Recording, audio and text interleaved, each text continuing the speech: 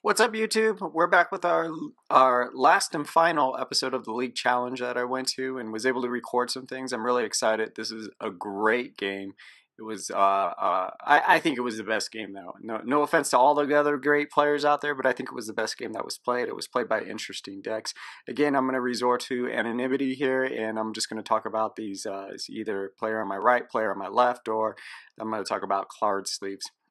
But this game is actually very interesting. He came out with a very interesting deck, Norviern deck, which I really enjoyed watching being played. He is going to be playing the Tyrantrum deck that we just saw in the last episode, and he will be seeing it from that perspective there. So again, we've seen the Tyrantrum deck, we know what it can do, but this Norviern deck, wow, this is really, really neat stuff, really cool. I really liked his build on this deck specifically. So I can't wait to show some of these cards off and what he's going to do with this. It was really a treat to see this come out at the League Challenge.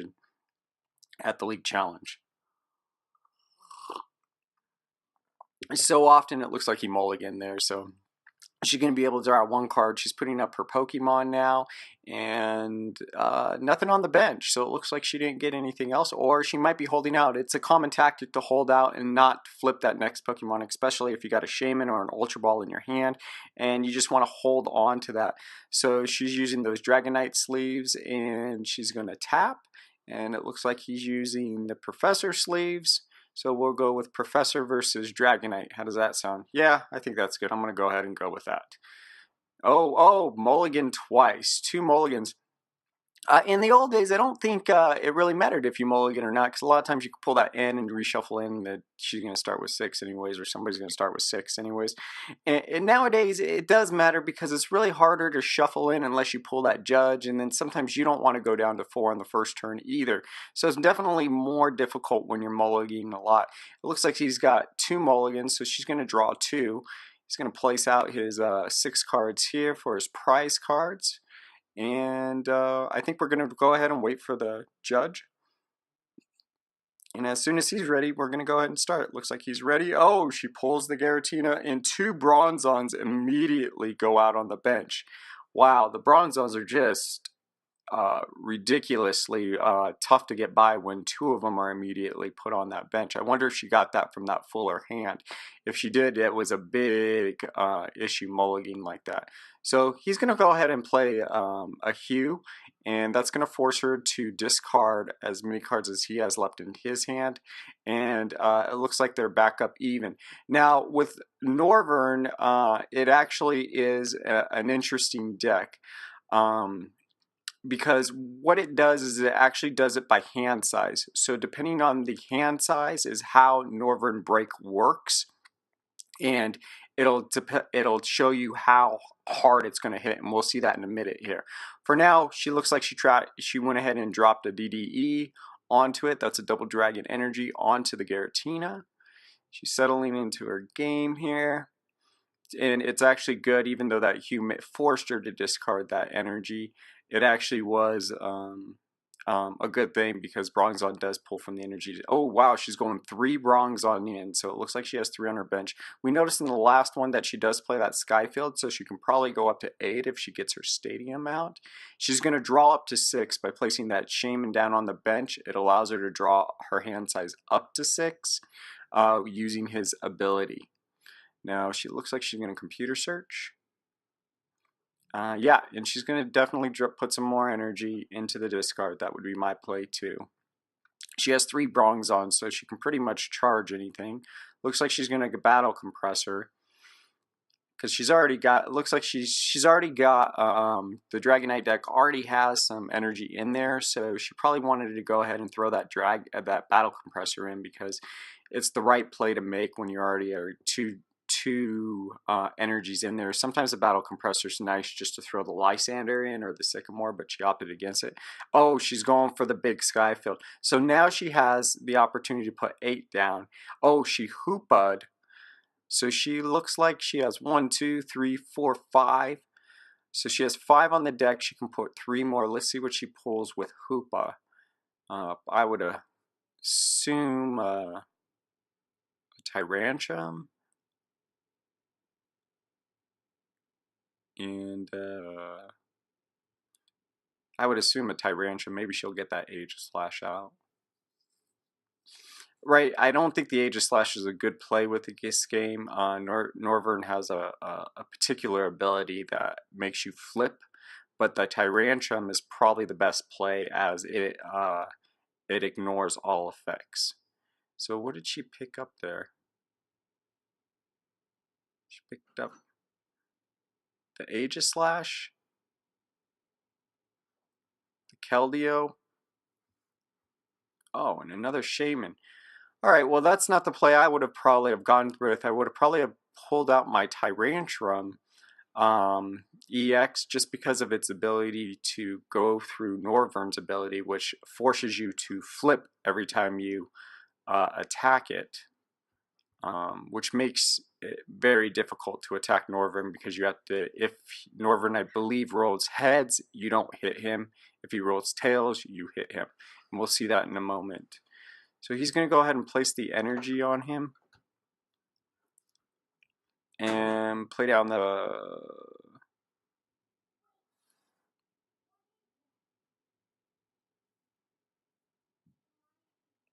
Brigade. So the Brigade allows you to draw any 3 Pokemon or a single Pokemon EX. It's any 3 basic Pokemon. So it looks like he drew out the Norbats, some more of those, and it looks like he drew out I believe the name is the Remoraid. And yep, and that's going to be able to get him to the Octillary, which he's looking for the extra draw support. So he'll go ahead and roll. I wonder if he's going to utilize that Sky Field. Oh.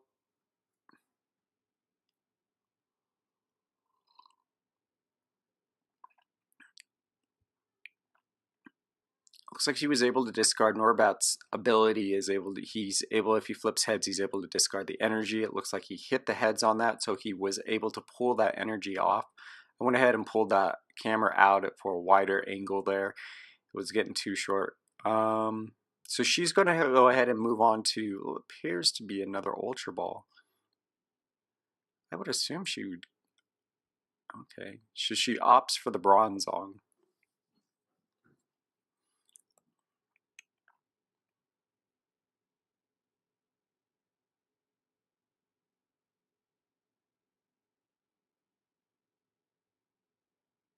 Okay, she's going to go ahead and charge up that Aegis Slash. She just Metal Link onto the Aegis Slash, pulling that energy out of the discard.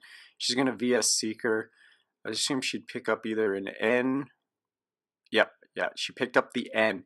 So she's going to N, and they're going to reshuffle and take the amount of prize cards that they currently have. Each of them takes 6.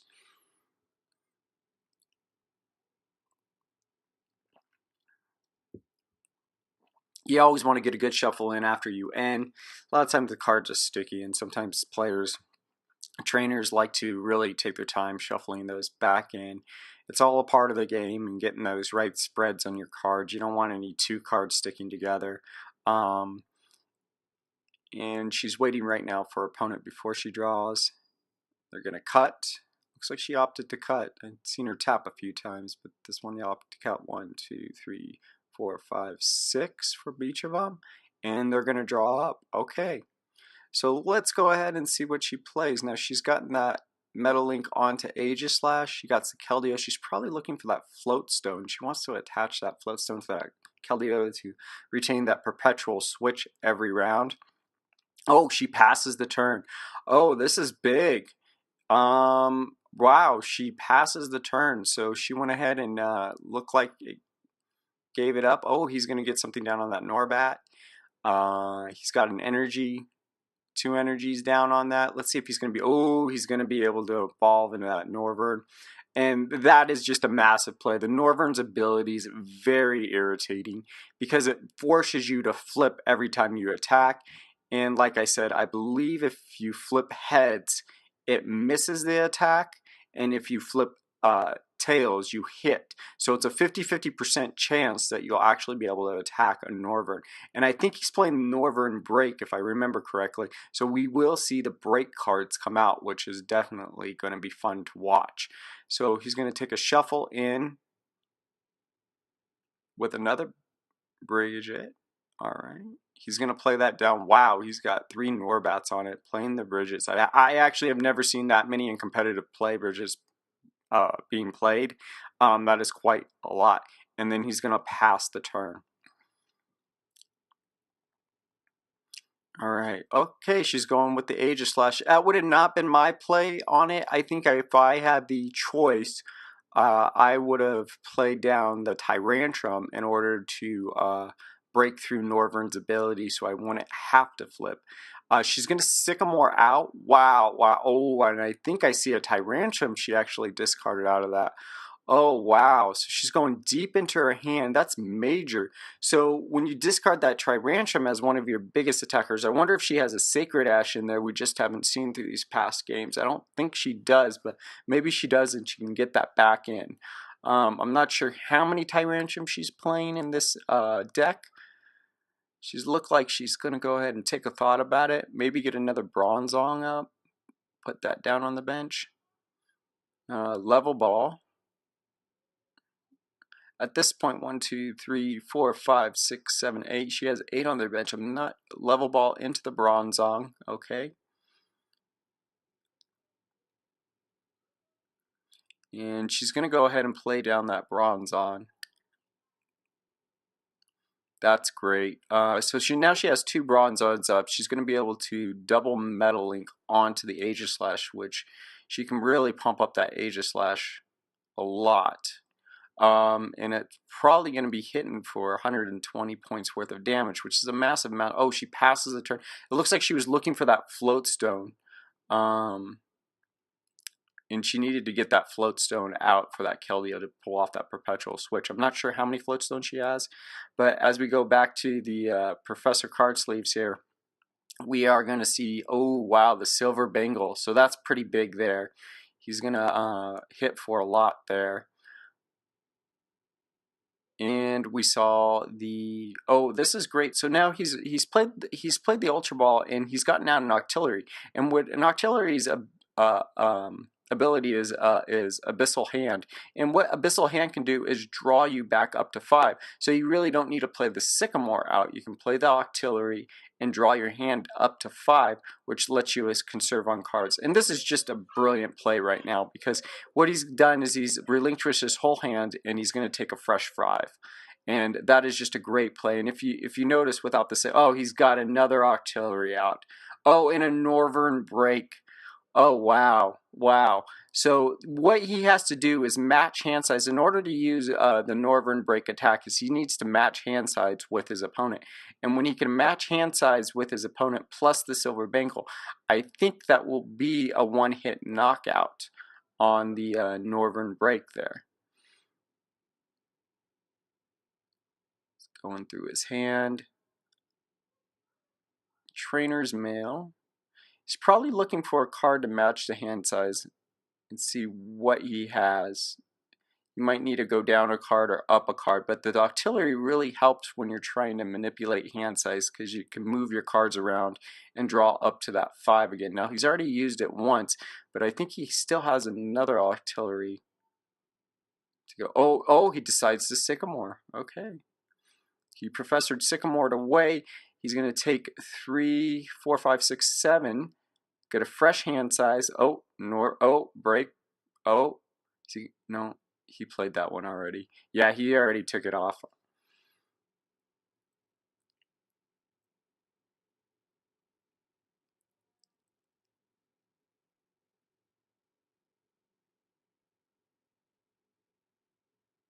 Yep. So he went ahead and did a one-hit knockout using the Norviern break and the silver bangle. Now in standard silver bangle isn't legal, but in expanded silver bangle is still legal. So he's able to do that massive 180 points of damage, which is exactly what Giratina is worth on that deck.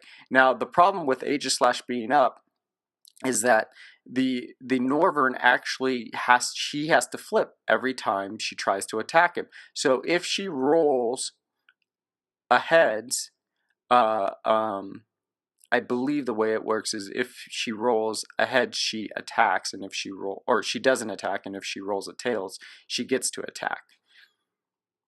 So she's taking a look at it. She has an attacker up. The question is whether or not the attacker will hit. Wow, she is going all in with the Aegis Slash. She did get down a Tyrantrum, which was what I think is the right play here, is to get that Tyrantrum down. He's going to be able, his ability is be able to ignore the Norviern ability, and his effect is that he'll just be able to go straight through any effects on the Pokemon, any abilities or effects on the Pokemon, so it won't even matter for the Tyrantrum. So let's see what happens here. Now, I've seen some players, what they do is go ahead and put the active out and then actually retreat him to charge up another Pokemon, but I think she'll keep that active out there for the intern, especially if she can't get the Float Stone onto Keldeo. Then you could do a Russian and then a retreat, but it looks like she's digging for the Float Stone. And let's see if she hits. So it's a Tails. Oh, okay, so Tails does hit. Yeah, and she hits, taking the Norviern out in one shot. That is a massive play right there, massive play. She was able to put the Aegis Slash down and get the dice roll in her favor. Now he's going to go ahead and put that Float Stone on. He's going to evolve into Norviern.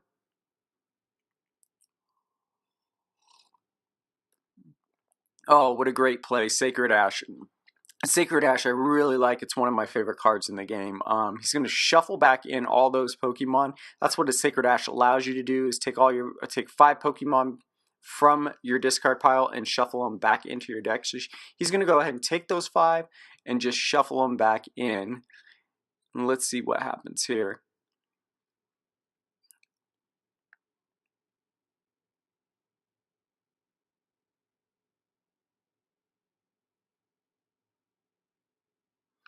And it looks like he's...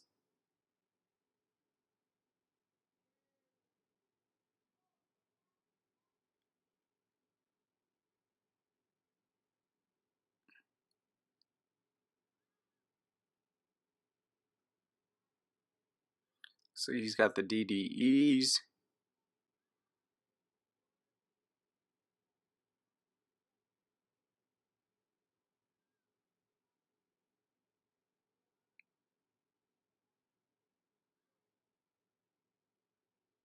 It's going through his discard pile at this point.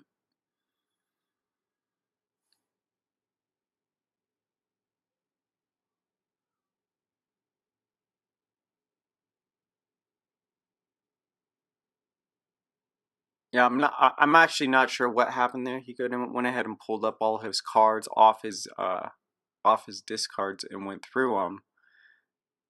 So we're gonna go. It looks like he's shuffling them right now.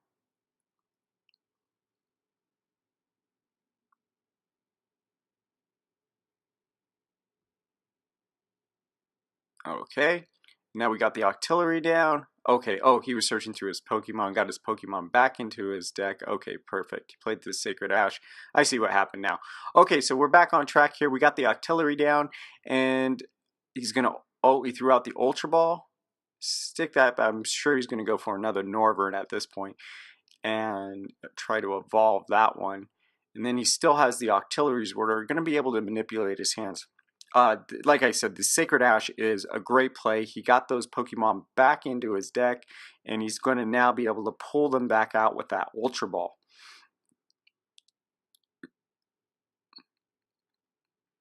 And he does.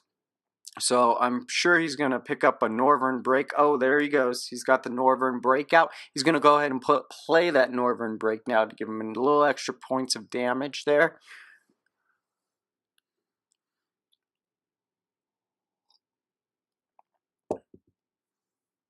Play the second Norviern Break. Oh, he opted to play it on the one below.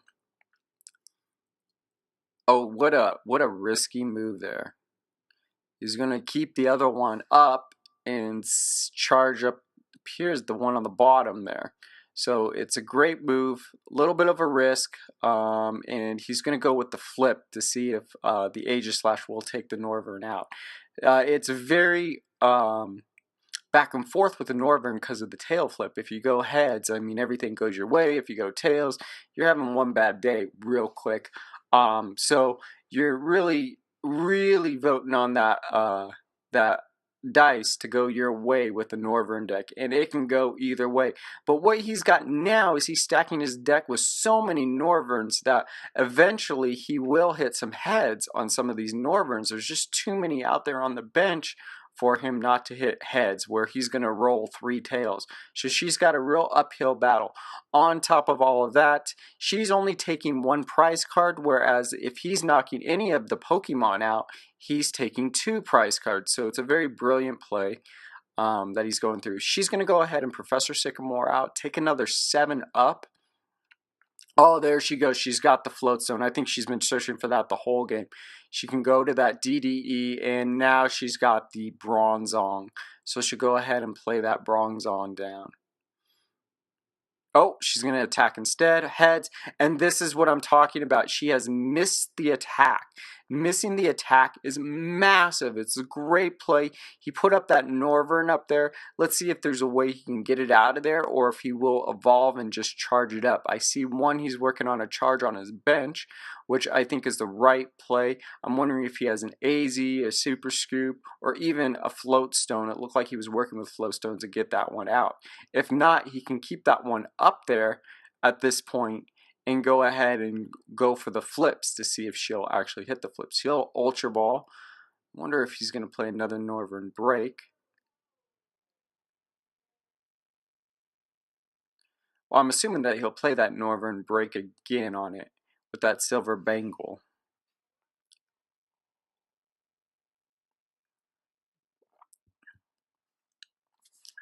Being able to play that Silver Bangle is massive because it does 30 extra hit points of damage. Oh, he does play that Norviern Break. Now he'll boost his hit points up against, I believe the Norviern Break's 140 HP, which gives him another massive amount of HP. It's going to need her Pokemon to hit harder, and he's going to put that Ultra Ball away. Oh, yeah, he does break into it. He can Octillary up probably, and he decides to.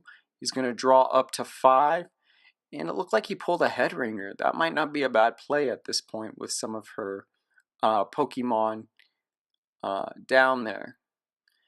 She can hit, those Head Ringers can work on any of the Pokemon EX, so she has a Tyrantrum. It doesn't have any Muscle Band on or anything. Oh, yeah, he does play the Head Ringer on the Tyrantrum, which is a smart play.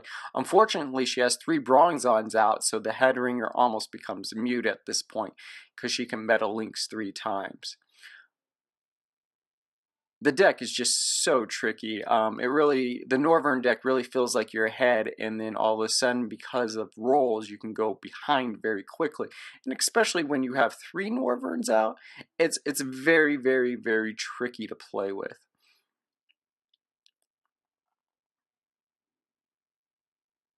Looks like he's going to computer search. I'm assuming he's he's getting a jamming net. Well, a jamming net's something I haven't seen in competitive play very often. And again, this is a league challenge, so he's going to go ahead and put that jamming net on it. And what that jamming net's going to do is damage reduction by 20 every time he Aegislash hits. So it's almost like taking an energy card right off him. Now, I think that jamming net will save that Pokemon. Oh, here it comes, the AZ. The AZ. Now we want to go into, and this is what I was talking about, is AZ going into that Keldeo. The Keldeo is going to use that Russian ability, and she's going to go ahead and discard that. And now she can go straight onto the Bronzong. There you go. She's going to want to use some Metal Links up. 3 energies to him. She's going to want to retreat back with the Keldeo and bring that Tyrantrum up. Now that Tyrantrum, again, its ability goes through Norviern's ability, so she will not have to flip this time, and she will be doing 190 points of damage onto the Norviern. Now that is a 1-hit KO, and I think that's what she's going through here. The downside of all of this is, again, she will have to retreat out. And I think she's explaining the ability, and he doesn't have to flip, and he realizes it, and he's taken away. Now, the brilliant move of this is that she did all that work, poor thing, for a single prize card. Now, Norviern, what he needs to do is match the hand size of her. Oh, he's got the DDE. And if he matches the hand side, I think he's got the silver bingo on this. And I think that would be a one-hit knockout at this point, if he can match the hand size. And I believe he's going to with, did he play the hue? That was the hue. And she's going to have to discard. She's going to have to discard down to their same hand size.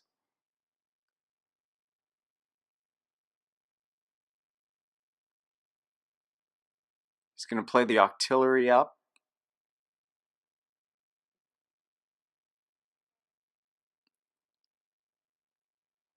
Oh, yep, with the silver bingo. It's a one-hit knockout. He matched the hand size. It is a one-hit knockout.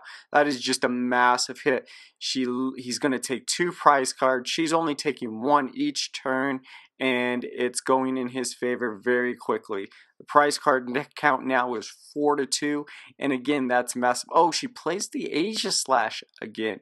Now, I think she's playing that because he knows he has the DDE on it, so he technically can't really attack her. But she's going deep into her cards at this point.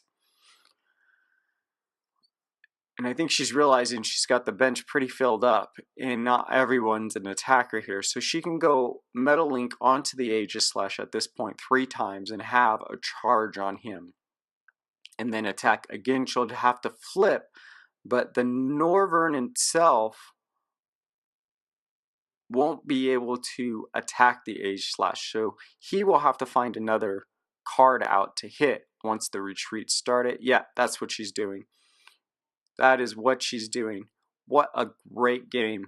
This is a fantastic game, and this is definitely a game that shows you where these break elements and these EXs, how the prize card exchange can work in your favor. She is doing a lot of work to take 1 prize card where he's doing not as much work to take 2 prize cards, and this is just going in the favor. And let's go ahead and see if she attacks and she hits at this point for the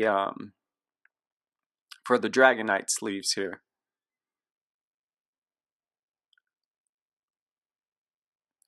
Oh, there's the roll. Oh, tails. It looks like she does hit, and I think she's going to be doing 100 points of damage. Yes, 100 points of damage.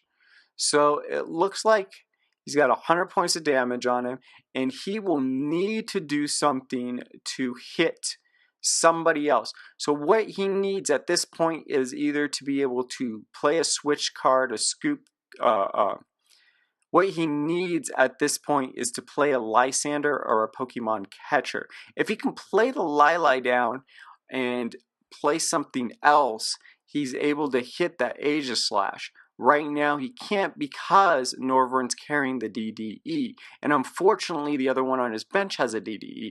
So she has a brilliant move, a brilliant play at this time that's going to stop any of that damage coming on him. And he is going to have to go deep into his deck. Now, what I'm wondering is whether he's already discarded that Lili, or if he has that Lili in his deck, or if he has a VS Seeker to get to the Lysander.